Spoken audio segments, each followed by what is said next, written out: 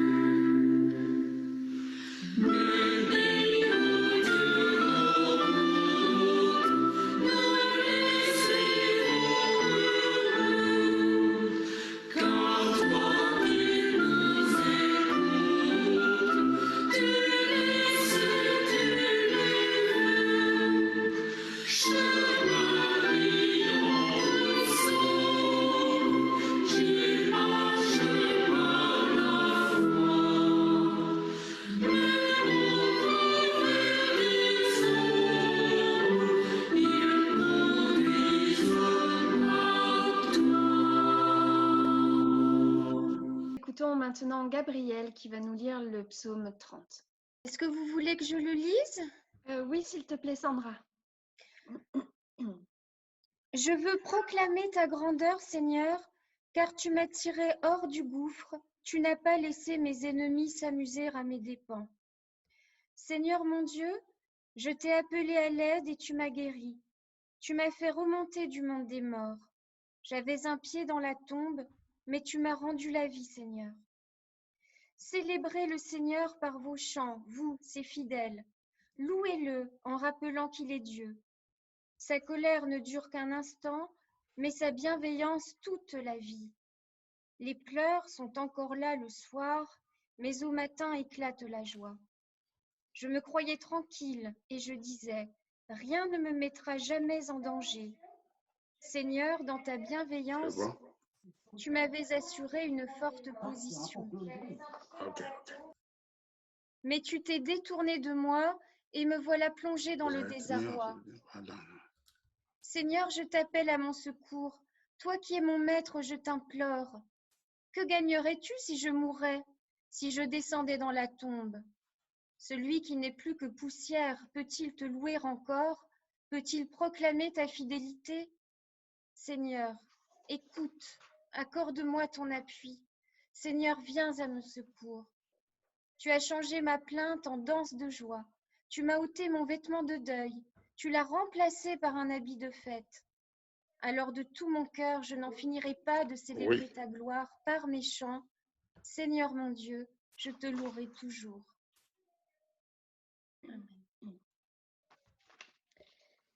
Et nous chantons maintenant le chant Torrent d'amour et de grâce.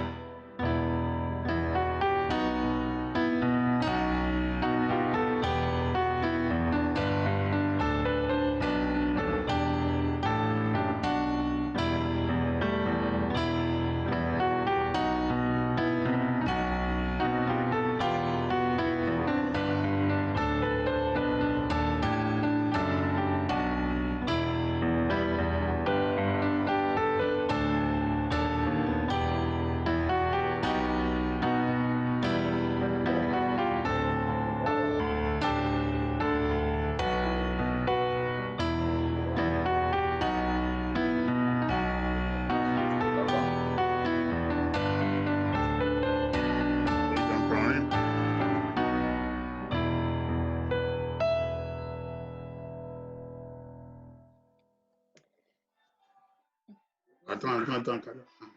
Et nous écoutons maintenant Denis qui va nous lire dans le livre du prophète Ésaïe au chapitre 52, les versets 13 jusqu'au chapitre 53, le verset 12.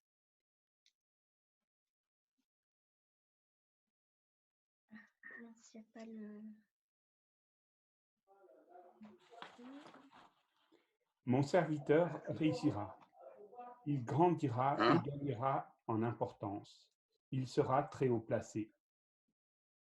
Tout comme beaucoup ont été horrifiés en le voyant, tant son visage était défiguré, tant son aspect était différent de celui des humains, il purifiera beaucoup de nations. Devant lui, des rois fermeront la bouche, car ils verront ce qu'on ne leur avait pas raconté. Ils comprendront ce dont ils n'avaient pas entendu parler. Qui a cru à notre prédication? À qui le bras de l'Éternel a-t-il été révélé? Il a grandi devant lui comme une jeune plante, comme un rejeton qui sort d'une terre toute sèche. Il n'avait ni beauté, ni splendeur propre à attirer nos regards, et cet aspect n'avait rien pour nous plaire. Méprisé et délaissé par les hommes, homme de douleur, habitué à la souffrance, il était pareil à celui face auquel on détourne la tête. Nous l'avons méprisé, nous n'avons fait aucun cas de lui. Pourtant, ce sont nos souffrances qu'il a portées. C'est de nos douleurs qu'il s'est chargé. Et nous l'avons considéré comme puni, frappé par Dieu et humilié. Mais lui, il était blessé à cause de nos transgressions, brisé à cause de nos fautes. La punition qui nous donne la paix est tombée sur lui. Et c'est par ses blessures que nous sommes guéris. Nous étions tous comme des brebis égarées. Chacun suivait sa propre voie, et l'Éternel a fait retomber sur lui nos fautes à tous. Il a été maltraité, il s'est humilié et n'a pas ouvert la bouche. Pareil à un agneau qu'on amène à l'abattoir, à une brebis muette devant ceux qui l'attendent, il n'a pas ouvert la bouche. Il a été enlevé sous la contrainte et sous le jugement, et dans sa génération qui s'est inquiété de son sort, qui s'est soucié de ceux qui étaient exclus de la terre des vivants, frappé à cause de la révolte de mon peuple. On a mis son tombeau parmi les méchants, sa tombe sur le riche, alors qu'il n'avait pas commis de violence et qu'il n'y avait pas eu de tromperie dans sa bouche. L'Éternel a voulu le briser par la souffrance. Si tu fais de sa vie un sacrifice de culpabilité, il verra une descendance, il vivra longtemps, et la volonté de l'Éternel sera accomplie par son intermédiaire. Après tant de troubles, il verra la lumière et sera satisfait. Par sa connaissance, mon serviteur juste procurera la justice à beaucoup d'hommes. C'est lui qui portera leurs fautes. Voilà pourquoi je lui donnerai sa part au milieu de beaucoup, et il partagera le butin avec les puissants. Parce qu'il s'est dépouillé lui-même jusqu'à la mort et qu'il a été compté parmi les criminels. Parce qu'il a porté le péché de beaucoup d'hommes et qu'il est intervenu en faveur des coupables.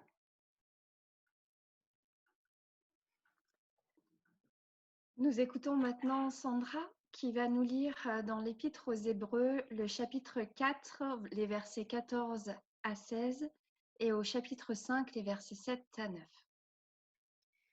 Tenons donc fermement la foi que nous proclamons. Nous avons en effet un grand prêtre souverain qui est parvenu jusqu'en la présence même de Dieu. C'est Jésus, le Fils de Dieu. Nous n'avons pas un grand prêtre incapable de souffrir avec nous de nos faiblesses. Au contraire, notre grand prêtre a été tenté en tout comme nous le sommes, mais sans commettre de péché. Approchons-nous donc avec confiance du trône de Dieu, où règne la grâce. Nous y obtiendrons le pardon et nous y trouverons la grâce pour être secourus au bon moment. Durant sa vie terrestre, Jésus adressa des prières et des supplications accompagnées de grands cris et de larmes à Dieu, qui pouvait le sauver de la mort. et Dieu l'exauça à cause de sa soumission. Bien qu'il fût le Fils de Dieu, il a appris l'obéissance par tout ce qu'il a souffert. Après avoir été élevé à la perfection, il est devenu la source d'un salut éternel pour tous ceux qui lui obéissent. Je vous invite à présent à chanter comme un souffle fragile.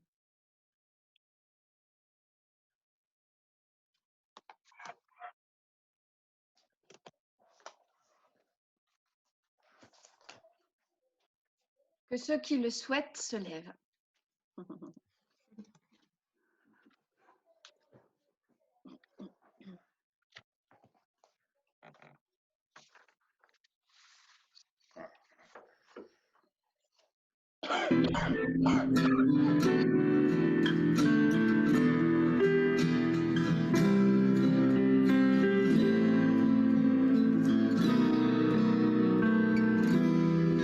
Comme un souffle fragile, ta parole se donne. Comme un vase d'argile, ton amour nous façonne. Ta parole est murmure, comme un secret d'amour. Ta parole est blessure qui nous ouvre le jour. Comme un souffle fragile, ta parole se donne. Comme un vase d'argile, ton amour nous façonne.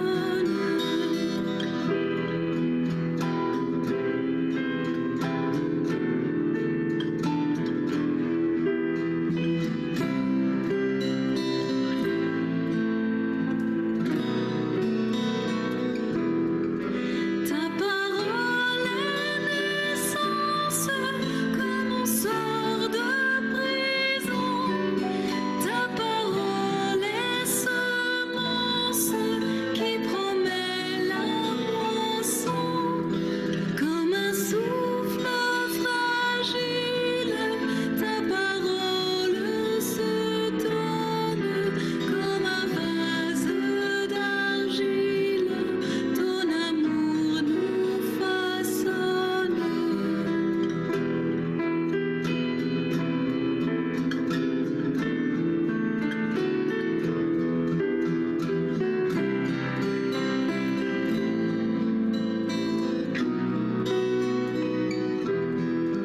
Ta parole est partage, comme on coupe du pain. Ta parole est passage qui nous dit un chemin. Comme un souffle fragile, ta parole se donne. Comme un vase d'argile, ton amour nous façonne.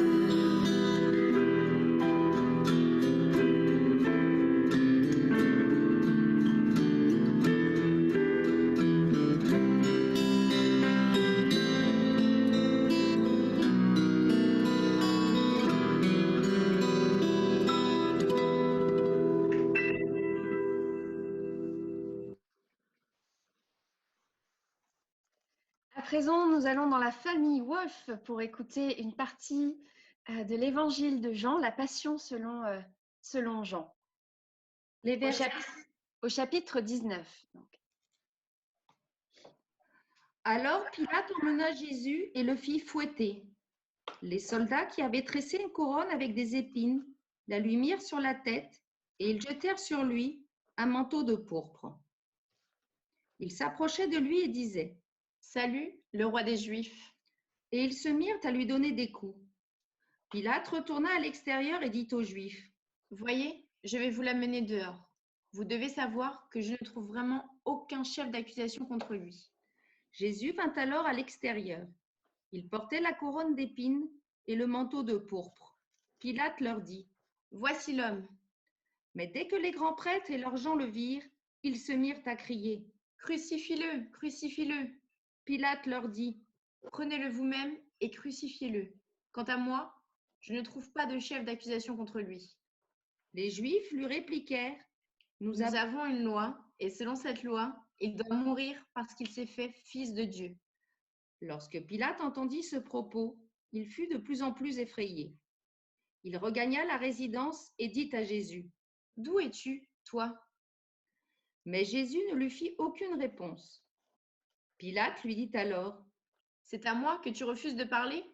Ne sais-tu pas que j'ai le pouvoir de te relâcher comme j'ai le pouvoir de te faire crucifier? mais Jésus lui répondit, Tu n'aurais sur moi aucun pouvoir s'il ne t'avait été donné d'en haut. Et c'est bien pourquoi celui qui m'a livré à toi porte un plus grand péché. dès lors, Pilate cherchait à le relâcher, mais les Juifs se mirent à crier et ils disaient, Si tu le relâchais, tu ne te conduirais pas comme l'ami de César, car quiconque se fait roi se déclare contre César. dès qu'il entendit ces paroles, Pilate fit sortir Jésus et le fit asseoir sur l'estrade, à la place qu'on appelle Lithostratos, en hébreu Gabata. C'était le jour de la préparation de la Pâque, vers la 6e heure.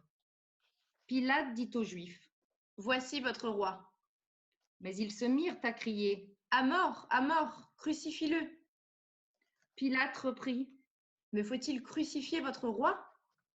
Les grands prêtres répondirent. Nous n'avons pas d'autre roi que César. C'est alors qu'il leur livra pour être crucifié. Ils se saisirent donc de Jésus, portant lui-même sa croix. Jésus sortit et gagna le lieu-dit du crâne, qu'en hébreu on nomme Golgotha. C'est là qu'ils le crucifièrent, ainsi que 2 autres, un de chaque côté, et au milieu, Jésus. Pilate avait rédigé un écriteau qu'il fit placer sur la croix. Il portait cette inscription. Jésus de Nazaréen, le roi des Juifs. Cet écriteau, bien des Juifs le lurent, car l'endroit où Jésus avait été crucifié était proche de la ville, et le texte était écrit en hébreu, en latin et en grec.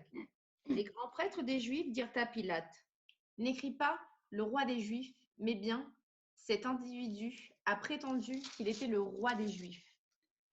Pilate répondit, C'est ce que j'ai écrit, je l'ai écrit. lorsque les soldats eurent achevé de crucifier Jésus, ils prirent ses vêtements et en firent 4 parts, une pour chacun. Restait la tunique, elle était sans couture, tissée d'une seule pièce depuis le haut. Les soldats se dirent entre eux, Ne la déchirons pas, tirons plutôt au sort à qui elle ira. en sorte que soit accomplie l'écriture. Ils se sont partagés mes vêtements et ma tunique, ils l'ont tiré au sort. Voilà donc ce que firent les soldats. Près de la croix de Jésus se tenait debout sa mère, la sœur de sa mère, Marie, femme de Clopas, et Marie de Magdala. Voyant ainsi sa mère et près d'elle le disciple qu'il aimait, Jésus dit à sa mère, Femme, voici ton fils. il dit ensuite au disciple, Voici ta mère. et depuis cette heure-là, le disciple l'a pris chez lui. Après quoi, sachant que dès lors tout était achevé, pour que l'écriture soit accomplie jusqu'au bout, Jésus dit, J'ai soif. et il y avait là une cruche remplie de vinaigre. On fixa une éponge imbibée de ce vinaigre au bout d'une branche d'hysope, et on l'approcha de sa bouche. Dès qu'il eut pris le vinaigre, Jésus dit, Tout est achevé. et inclinant la tête, il rendit l'esprit. Cependant, comme c'était le jour de la préparation, les Juifs, de crainte que les corps ne restent en croix durant le sabbat, ce sabbat était un jour particulièrement solennel, demandèrent à Pilate de leur faire briser les jambes et de les faire enlever. Les soldats vinrent donc, ils brisèrent les jambes du premier puis du second de ceux qui avaient été crucifiés avec lui. Arrivés à Jésus, ils constatèrent qu'il était déjà mort et ils ne lui brisèrent pas les jambes. Mais un des soldats, d'un coup de lance, le frappa au côté, et aussitôt il en sortit du sang et de l'eau. Celui qui a vu a rendu témoignage, et son témoignage est conforme à la vérité. Et d'ailleurs, celui-là sait qu'il dit ce qu'il est vrai, afin que vous aussi croyez. En effet, tout cela est arrivé pour que s'accomplisse l'Écriture. Pas un de ces os ne sera brisé. Il y a aussi un autre passage de l'Écriture qui dit « Ils verront celui qu'ils ont transpercé ». Après ces événements, Joseph d'Arimathée, qui était un disciple de Jésus, mais s'en cachait par crainte des Juifs, demanda à Pilate l'autorisation d'enlever le corps de Jésus.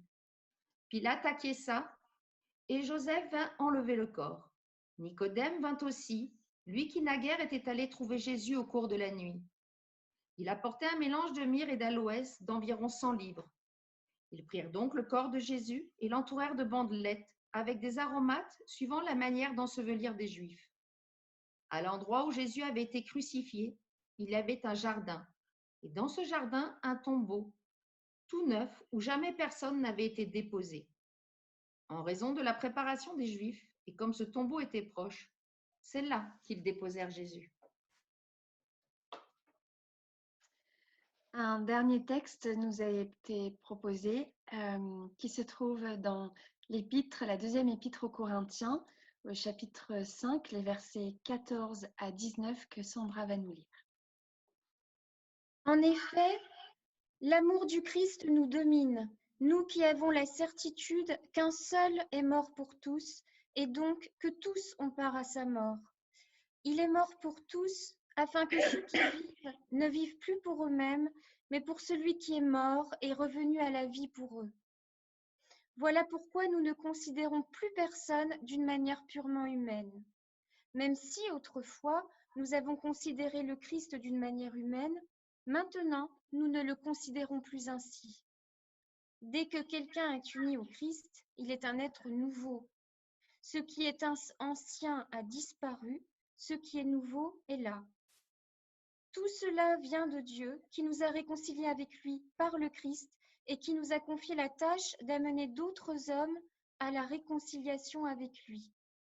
Car par le Christ, Dieu agissait pour réconcilier tous les humains avec lui sans tenir compte de leurs fautes. Et il nous a chargés d'annoncer cette œuvre de réconciliation.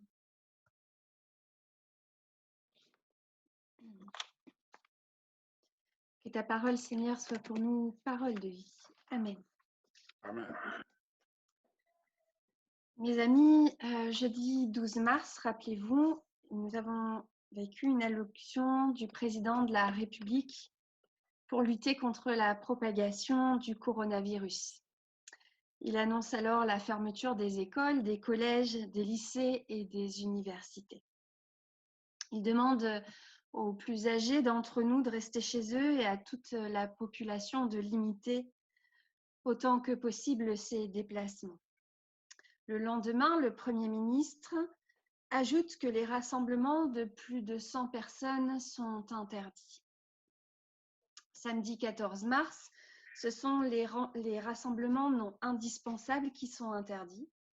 Puis notre président a annoncé finalement le confinement total de la population et soudain, tout s'arrête. Les entrepreneurs, les investisseurs, les sportifs, les églises, les associations, les commerces non essentiels, etc. Plus rien ou presque ne fonctionne. Peu à peu, les frontières se ferment, les supermarchés sont pris d'assaut, le libéralisme économique chancelle. Au passage, d'ailleurs, plus question de migrants qui meurent en Méditerranée, ni du conflit syrien qui tue toujours autant, et tant d'autres malheurs qui frappent les populations moins favorisées que les nôtres. Les médias, là, d'un seul coup, ont d'autres préoccupations. Même le réchauffement climatique ne semble ne plus exister.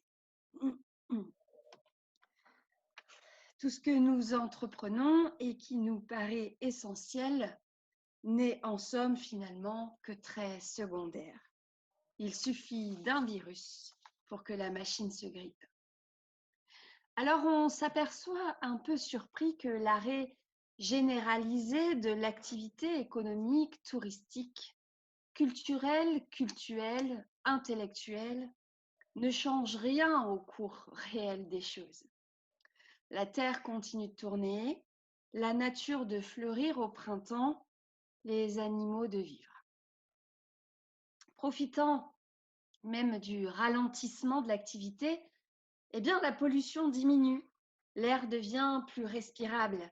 Ironie du sort, le virus est un agent anti-pollution d'une redoutable efficacité. Un peu comme si la nature avait trouvé son vaccin, un virus, pour se prémunir des humains décidément trop nuisibles pour elle. De quoi donc avons-nous peur? Pas du dérèglement climatique et de la fin du monde, n'en déplaise aux écologistes.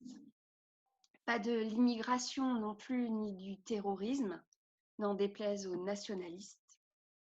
Pas de la crise économique, ni du prix de l'essence, n'en déplaise aux gilets jaunes.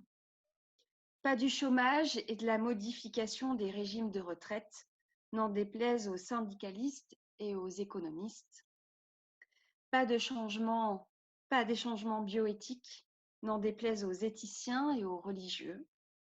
Non, le seul consensus véritable sur lequel tout le monde se met d'accord aujourd'hui, quelles que soient ses opinions politiques, religieuses ou philosophiques, eh bien, c'est la peur de la mort. Jésus savait-il qu'il allait mourir? Eh bien, sans doute, oui. Plusieurs passages des évangiles l'attestent. Jésus savait, ou au moins se doutait, qu'il allait mourir. En réalité, de par son comportement dans la société de l'époque, c'était une fin logique.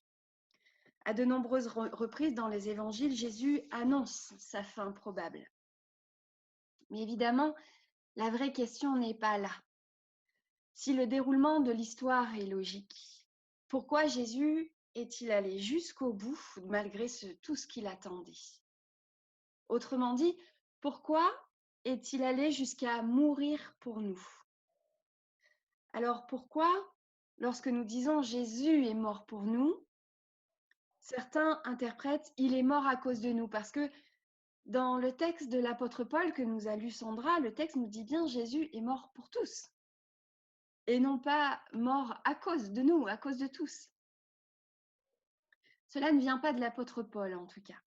L'apôtre annonce que nous sommes réconciliés avec Dieu, Dieu nous rend justes, nous sommes justes, donc nous ne sommes pas coupables de quoi que ce soit devant Dieu. Pourtant, certains cantiques, certains prophètes même de malheur, nous parlent de malédiction. Même le prophète Ésaïe lui-même dit bien c'est à cause de nos fautes qu'il a été broyé. Un courant théologique dit Christ s'est sacrifié pour nous. Pas dans le sens des parents qui se sacrifient pour leur enfant, mais dans le sens d'un sacrifice brutal offert à Dieu pour l'amadouer. Eh bien, cette idée vient d'une personne qui s'appelle Anselme de Canterbury. Il y a presque 1000 ans maintenant. Il cherchait en fait une logique dans le destin tragique du Christ. Anselme a eu l'idée de lier la mort du Christ au péché originel. Pour lui, c'était un moyen de réparer ce péché originel. Quand on commet une faute, il faut la réparer. Par exemple, si on est flashé sur l'autoroute, eh bien, on doit payer l'amende. Hein, on est tous d'accord avec ça. Sauf que si on suit l'idée de cet Anselme de Canterbury, ce n'est pas celui qui se fait flasher sur l'autoroute qui paye l'amende. C'est le jeune qui passait en vélo et qui, lui, n'a pas été flashé. L'ennui, c'est que Jésus n'a jamais parlé de péché originel. Et pour cause, l'idée de péché originel vient de 500 ans après le Christ. Cette idée vient de saint Augustin. Et puis surtout, le sacrifice dans la Bible n'a rien à voir avec l'idée d'offrir à Dieu un cadeau pour lui montrer notre bonne volonté. Dans la Bible, l'animal n'est pas brûlé, il est grillé, et ensuite tout le monde le partage dans un grand festin. La traduction sacrifice ne rend pas vraiment le sens profond de ce rite. Mais il y a ainsi beaucoup de mots mal compris de la Bible, tout simplement parce que l'époque de la Bible, eh bien, c'était une autre époque, c'est pas notre époque à nous. De plus, tout l'Ancien Testament s'oppose au sacrifice humain. Alors, mes amis, pourquoi Dieu aurait-il dû envoyer son Fils se sacrifier pour nous? Tout simplement, est-ce que ce ne serait pas pour stimuler notre courage dans l'adversité et pour nous aider à lutter contre le mal? Nous naissons dans un monde marqué par d'immenses tragédies pour lesquelles nous ne pouvons rien, vu qu'il en est ainsi depuis bien longtemps avant notre naissance. Nous n'avons pas demandé à naître dans ce monde. Plus encore, si nous pouvions choisir notre vie, nous prendrions bien soin de nous épargner les difficultés et les épreuves. Nous sommes tous en quelque sorte, finalement, des compagnons de souffrance. En venant souffrir comme nous, mourir comme nous, Dieu devient tout simplement notre compagnon de souffrance dans les épreuves. Il veut par là nous montrer à quel point il nous aime, à quel point il se sent proche de nous. Il a donc dû sacrifier sa position de Dieu tout-puissant pour prendre notre position d'humain impuissant. Si nous avions pu créer nous-mêmes notre vie, je fais le pari que nous aurions évité soigneusement tout ce qui nous fait souffrir. Moi, personnellement, j'aurais évité que quelqu'un mange du pangolin à l'autre bout de la planète.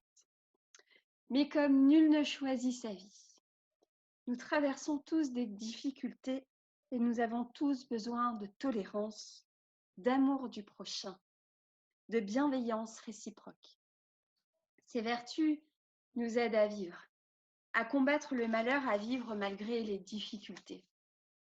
Et cette tolérance, cet amour du prochain, cette bienveillance réciproque, Dieu est venu les vivre avec nous en Christ. Pourquoi ? D'abord pour nous montrer l'importance de ces vertus dans la lutte contre le mal et ensuite pour nous montrer qu'il est avec nous dans cette lutte contre le mal.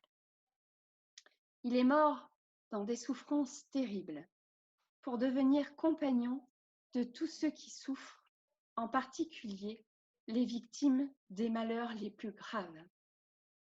Il est notre compagnon dans les moments difficiles, il est notre compagnon dans la souffrance, et de ce fait, nous devenons des compagnons de sa résurrection. Amen.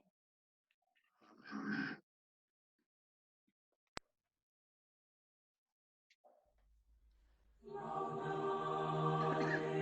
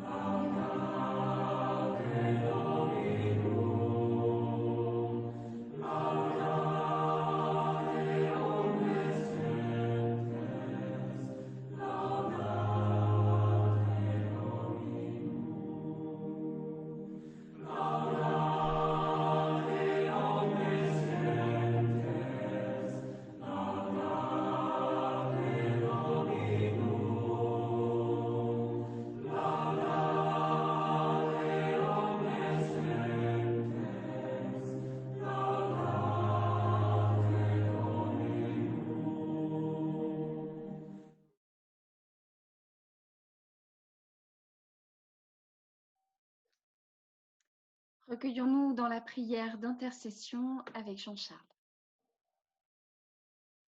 Ce soir, comme Jésus qui a été atteint d'une maladie mortelle, qui a souffert avec nos côtés, nous voulons remettre cette prière à tous les malades qui ont été touchés par ce Covid-19, tous ces malades sur Terre, tous ces victimes de guerre, comme l'a dit Romy. Et nous voulons aussi remettre cette prière à tous les soignants, à toutes les forces vives qui, dans notre pays et dans le monde, au contact de cette maladie, luttent chaque jour pour l'éradiquer et luttent pour sauver chaque homme et chaque femme. Alors avec André Dumas, nous voulons peut-être dire cette prière. Notre Dieu, nous sommes malades, nous sommes affaiblis.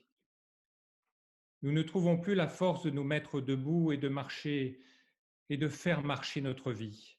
Nous sommes déprimés et la langueur envahit notre cœur et notre corps. Nous sommes inhibés, nous sommes paralysés par la peur et nous n'avons même plus de voix pour parler à toi, aux autres et à nous-mêmes. Nous habitons un petit recoin où nous nous pelotonnons comme un enfant anxieux. Nous qui paraît pourtant être des adultes maîtres de nous qui devrions pouvoir compter sur notre passé pour assurer notre présent et oser notre avenir. Notre Dieu, nous sommes comme tous les malades. Nous nous cachons et nous pensons souvent trop à nous. Nous nous tourmentons et nous masquons notre inquiétude. Nous piétinons et nous faisons semblant de vivre. Or, tu es venu, notre Dieu, pour ceux qui sont malades. Tu ne t'énormes pas de ceux dont le cœur est perclus et le corps boiteux. Tu n'as pas la religion, ni de la santé, ni de l'harmonie, ni du savoir-faire. Tu viens pour nous guérir, pour balayer nos démons intérieurs, pour nous rétablir dans l'usage de nos membres et de nos facultés. Ton Fils, Jésus-Christ, a parlé, il a aussi guéri, il a enseigné, il a aussi fortifié, il a prêché et il a aussi soigné. Notre Dieu, délivre-nous de notre maladie. Fais que nous n'en ayons plus honte, que nous n'en ayons plus peur. Car c'est vrai, nous ne supportons pas que la maladie survienne dans nos vies, ni chez celles des êtres que nous aimons, tout comme le mal germe dans nos cœurs. Nous ne supportons pas ce qui nous arrive, les entraves, les défaillances qui nous diminuent à nos propres yeux. Nous ne supportons pas de ne plus être ce que nous étions et d'apparaître inférieurs à ce que nous devrions être. Notre Dieu, il y a tant de choses que nous ne supportons pas en nous-mêmes et que nous en voulons de ne pas mieux supporter. Mais toi, tu es justement celui dont le Fils a supporté d'apparaître malade, meurtri, accablé, abandonné sur sa croix. Permets que cette compagnie avec Jésus-Christ soit pour nous non pas une commisération de douleur, mais une véritable lumière, car sa maladie est venue apporter la santé au monde. Comme lui, avec lui et en lui, donne-nous de supporter et de porter jusqu'au jour où tu effaceras le souvenir même des larmes et des rides. Car tu es le Dieu qui a dressé son amour contre nos résignations, qui est à nos côtés, comme l'a dit Romy, face à nos résignations et notre laisser-aller, qui est compagnon de souffrance. Oui, Jésus est avec nous. Et nous dirons la prière que tu nous as enseignée. Notre Père qui es aux cieux, que ton nom soit sanctifié, que ton règne vienne, que ta volonté soit faite sur la terre comme au ciel. Donne-nous aujourd'hui notre pain de ce jour. Pardonne-nous nos offenses comme nous pardonnons aussi à ceux qui nous ont offensés. Ne nous soumets pas à la tentation, mais délivre-nous du mal, car c'est à toi qu'appartiennent le règne, la puissance et la gloire, au siècle des siècles. Amen.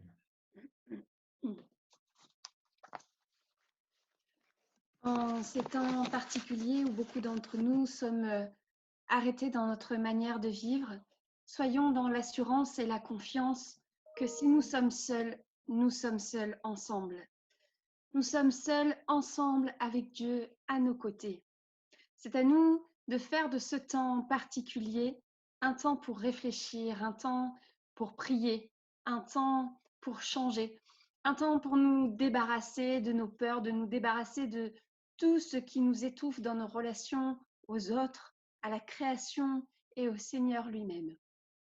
Que ce temps particulier soit le temps de laisser mourir ce qui doit mourir.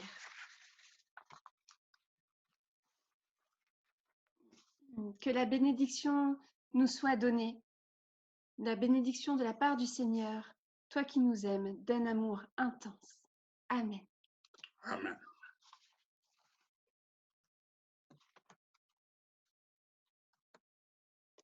Nous allons lancer un dernier chant, Jésus, le Christ, lumière intérieure. Je voudrais dire avant de vous quitter que je suis très heureuse d'avoir été en mesure de vivre ce vendredi saint avec vous. Je vous suis tellement reconnaissante pour tout le soutien que vous m'avez apporté dans ces temps de maladie. Un grand merci à tous ceux qui ont contribué à l'élaboration de ce culte. Un grand merci à tous les lecteurs et aussi à la régie technique. À tous ceux aussi, un grand merci à tous ceux aussi qui diffusent les informations nécessaires et à ceux qui contribuent à ce que nous ayons une nourriture spirituelle quotidienne. Nous nous retrouvons dimanche matin à 10h30 pour le culte de Pâques. Venez en famille, n'oubliez pas votre matériel pour que nous puissions prendre la Sainte Seine tous ensemble. Un bon vendredi saint à tous. Prenez bien soin de vous. Soyez bénis.